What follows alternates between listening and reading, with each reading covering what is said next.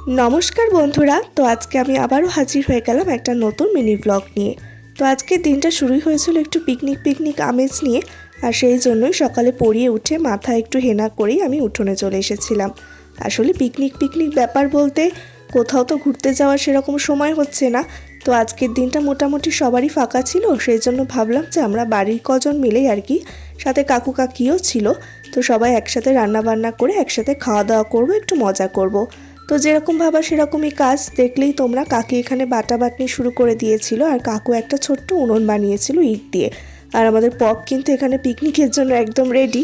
আসলে এখানটায় হালকা একটু রোদ পড়ছিল মাঝে মধ্যে, সেটাইও পোহাচ্ছিল। আর আমাদের গুটি পোকাকে দেখো স্নান করে খাওয়া দাওয়া করে মার সাথে খেলা করছে। আর আমাদের পিকনিকের মেনু আজকে ছিল ভাত সাথে হাঁসের মাংস। আমার কিন্তু হাঁসের মাংস খেতেও ভীষণ ভালো লাগে। তোমাদের কার কার ভালো লাগে জানিও কিন্তু। তো আজকে এই ব্লগটা এই পর্যন্ত। টাটা।